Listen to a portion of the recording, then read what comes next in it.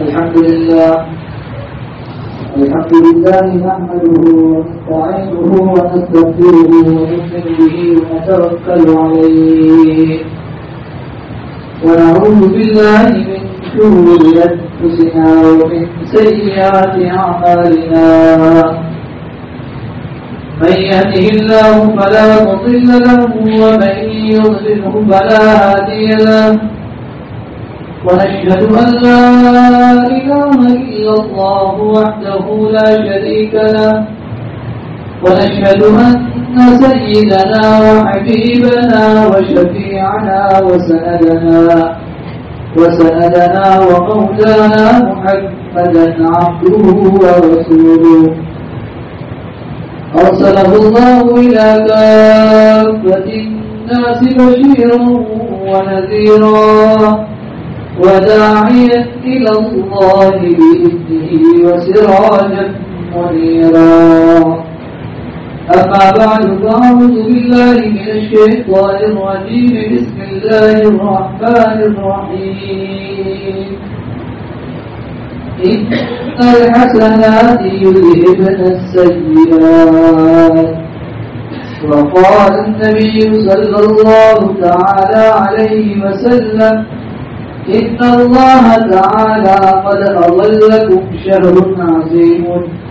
شهر مبارك شهر فيه ليلة خير من 1000 شهر صدق الله العلي العظيم وصدق رسوله النبي الكريم ونحن على ذلك لمن الشاهدين والشاكرين والحمد لله رب العالمين. میرے محترم دوستوں اور بزرگوں، ماہ رمضان بالکل قریب ہے.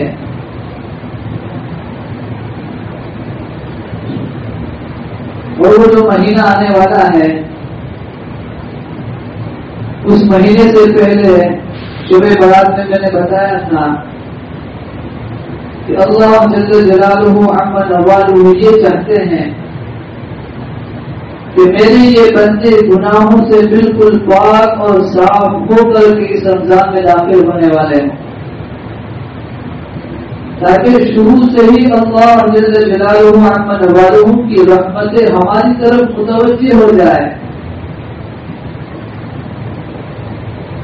تو اس مہینے کے آنے سے پہلے ہم سچی پکی توبہ کر لیں. خدا کا یہ بندہ جب کوئی نیک اعمال کرتا ہے اور اچھا عمل کرتا ہے اس کو خوشی ہوتی ہے، اور نیکیوں میں اور اچھائی میں اللہ نے وہ صفت عطا فرمائی ہے کہ اچھا کام کر کر کے اس کے دل کے اندر ایک خوشی محسوس ہوتی ہے. اور جیسے ہی یہ انسان گناہوں کی طرف بڑھتا ہے تو گناہ کیسا بھی کیوں نہ ہو، چھوٹا ہو یا بڑا ہو، انسان گناہ کرتے کر تو لیتا ہے، لیکن کرنے کے بعد اس کے دل کے اندر افسوس ہوتا ہے، ندامت ہوتی ہے، شرمندگی ہوتی ہے کہ مجھے یہ نہیں کرنا چاہیے تھا. تو انسان گناہوں سے ایسا ڈرتا ہے جیسا کہ ایک بچھو سے ڈرتا ہے کہ بچھو چاہے چھوٹا سا ہی کیوں نہ ہو، ایک انسان سے یہ کہہ دیا جائے کہ یہ بچھو ہے، چھوٹا سا ہے، آپ اپنے ہاتھ میں اس کو اٹھا لو، وہ چھوٹا سا ہی کیوں نہ ہو، انسان اس سے ڈرتا ہے یہ چھوٹا ہے، اس کا زخم مجھے میرے جسم کے اندر زہر کو پھیلا دے گا. میں چھوٹے سے بچھو کو بھی اپنے ہاتھ میں لینا گوارا نہیں کرتا. تو حقیقی معنوں میں مومن بندہ وہ ہوتا ہے کہ گناہ چھوٹا بھی کیوں نہ ہو وہ اپنے آپ کو اس سے بھی بچانے کی کوشش کرتا ہے.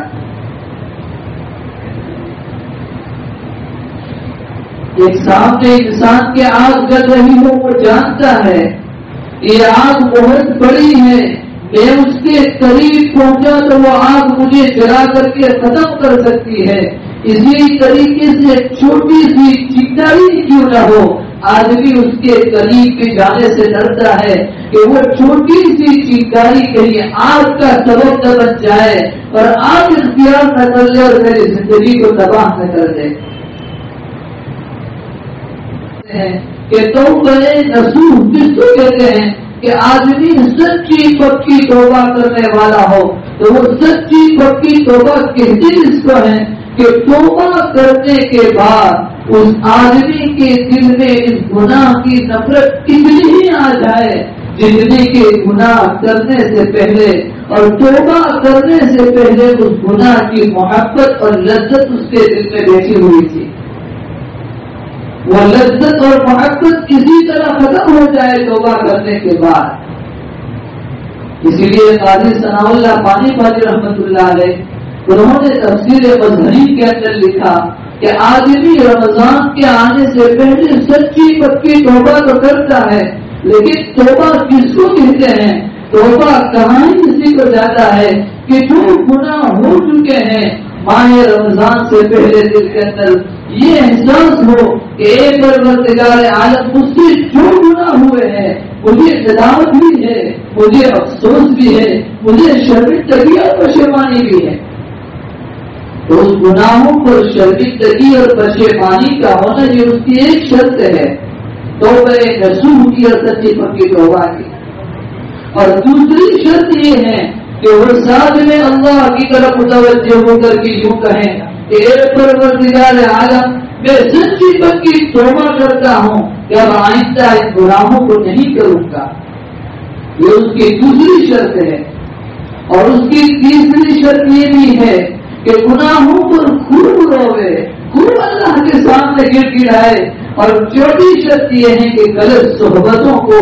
غلط دوستوں کی دوستیوں کو چھوڑ دے، غلط ماحول کو چھوڑ دے۔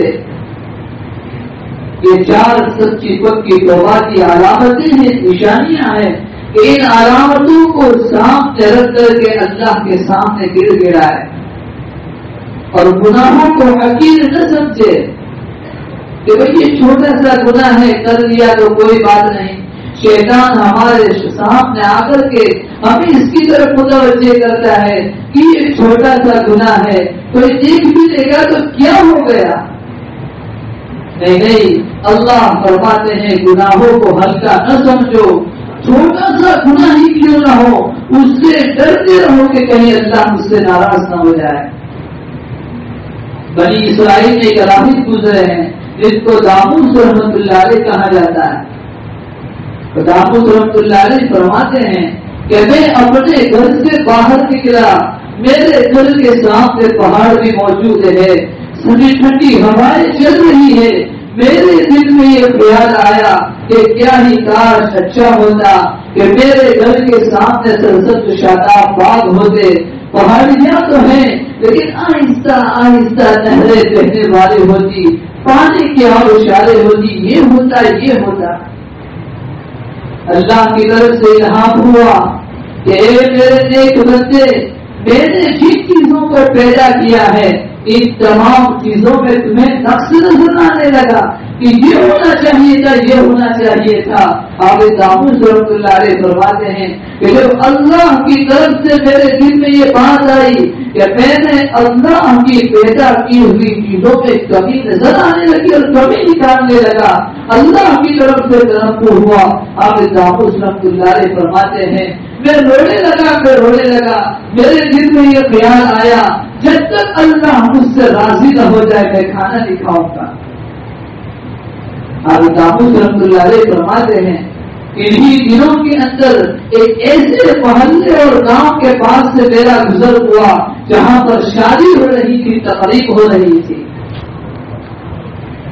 اور محلے والے اور گاؤں والے میرے پاس آئے کہ داموس رحمۃ اللہ علیہ آپ آ جاؤ ہمارے گاؤں میں آؤ، کچھ کھانا کھا لو، شادی کی تقریب ہے، کچھ پی لیجیے۔ آپ داموس رحمۃ اللہ علیہ فرمانے لگے نہیں میں کچھ کھا نہیں سکتا، مجھے کھانے کا تقاضا نہیں ہے۔ نوجوانوں کا طبقہ تھا، بار بار اصرار کرنے لگے۔ آپ داموس رحمۃ اللہ علیہ فرماتے ہیں تم نہیں جانتے ہو میرے اور میرے اللہ کے تعلق کو، مجھ سے ایک گناہ سرزد ہو گیا ہے، میں کھانا نہیں کھاؤں گا جب تک اللہ مجھ سے راضی نہ ہو جائے۔ وہ نوجوانوں کا طبقہ تھا، وہ مذاق کرنے لگا کہ کیا ہو گیا، اگر اللہ نے آسمان سے عذاب کو نازل کر دیا تو ہم عذاب کو آپس میں تقسیم کر لیں گے۔ بس نوجوانوں کا یہ کہنا تھا. اللہ داؤد رحمۃ اللہ علیہ کو پھر یہاں ہوا، اے میرے بندے تم اسی بستی سے اسی وقت نکل جائیے، میرا عذاب آئے گا اور پوری بستی کو اپنے عذاب میں لے گا اور پوری بستی کو ہلاک کر دے گا. ان نوجوانوں کے گناہوں کے ہلکا سمجھنے کی بنا پر اللہ کا عذاب آسمان سے اتر رہا ہے. اسی لیے ابن قیم رحمۃ اللہ علیہ نے عجیب بات کی. ابن قیم رحمۃ اللہ علیہ فرماتے ہیں کہ اے اللہ کے بندو، گناہ کتنا بھی چھوٹا کیوں نہ ہو، بڑا گناہ ہو یا چھوٹا گناہ ہو، جب تیرا قدم گناہ کی طرف بڑھ رہا ہو، ماہ رمضان آ رہا ہے، ہمارا قدم گناہوں کی طرف بڑھ رہا ہو، چھوٹا گناہ ہو یا بڑا گناہ ہو، ہماری نظر سے اس ذات کی طرف جانی چاہیے کہ اس پروردگار کے عالم کے لیے نافرمانی کر رہا ہوں. علامہ ابن قیم رحمۃ اللہ علیہ آگے لکھتے ہیں کہ ایک دنیا میں بسنے والے اللہ کے بندے اور نبی کی امتیوں، تو گناہ کرنے کے لیے دنیا کے سارے دروازوں کو بند کر لیتے ہو، لیکن کبھی سوچا وہ اللہ آسمانوں سے پکار کر کے کہہ رہا ہے کہ اے بسنے والے میرے بندو، تم نے دنیا کے سارے دروازوں کو بند کر دیا، لیکن کبھی سوچا کہ تم میرے دروازوں کے بند کر پاؤ گے؟ میں تو دیکھنے والا ہوں، تمام دیکھنے والوں میں تم نے مجھے کیوں سمجھا ہے کہ میں نہیں دیکھ سکتا؟ میں کالے پہاڑوں پر چلنے والی کالی چوٹیوں کی عادت کو محسوس کر لیتا ہوں اور دیکھ لیتا ہوں، اور تم یہ سمجھتے ہو کہ ہم نے سارے دروازے بند کر دیے ہیں، ہمیں دیکھنے والا کوئی نہیں ہے. میں دیکھ رہا ہوں.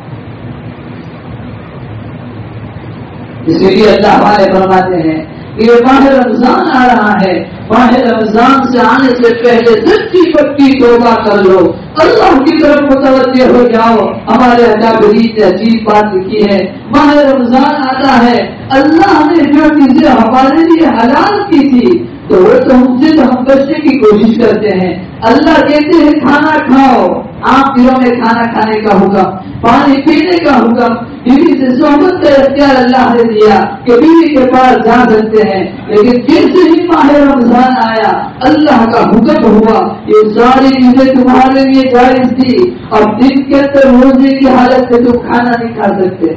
جو حلال چیز تھی کھانے کی چیز سے اسے اپنے آپ کو بچا لیا. اللہ نے کہا ہم نے تمہیں پینے کا اختیار دیا تھا کہ پانی پیو آپ دنوں کے اندر، لیکن جس بھی رمضان مبارک آیا اللہ فرماتے ہم نے کہا پانی سے رک جاؤ، تم نے رکنا شروع کر دیا. پھر اللہ کا حکم آیا کہ آپ دنوں کے اندر دن میں بھی تم اپنے بیوی کے پاس جا سکتے تھے، صحبت اختیار کر سکتے تھے، جمع کر سکتے تھے، لیکن ان تمام کے باوجود جب میرا حکم آیا کہ رمضان کا مہینہ آ چکا، اب دن کے اندر ایسی چیزیں نہیں کر سکتے، تم اس سے رک گئے. لیکن افسوس کی بات یہ ہے کہ جو چیزیں حلال تھی ان سے تو ہم رکنے والے بنے روزے کی حالت میں، لیکن اللہ نے رمضان کے علاوہ جو چیزیں ہمارے اندر حرام کی تھی، اللہ نے کہا زنا نہ کرنا، غیبت نہ کرنا، چغلی نہ کرنا، چوری نہ کرنا، وہ ساری کی ساری چیزیں رمضان میں بھی موجود ہے. غیبت ہماری زبانوں پر، گانا ہماری زبانوں پر، گانا سننا ہماری زبانوں پر، زنا ہماری زندگی میں، وہ ساری چیزیں جو رمضان کے علاوہ بھی حرام تھی ہم نے اس کو تو جائز قرار دیا، ہم وہ چیزیں کرتے جا رہے ہیں. اس لیے سب سے بڑی ضرورت تو یہ ہے کہ ہم رمضان المبارک کے روزوں کا اہتمام کریں. ہو سکتا ہے کہ آئندہ جمعہ کو رمضان ہو یا شنیچر کو،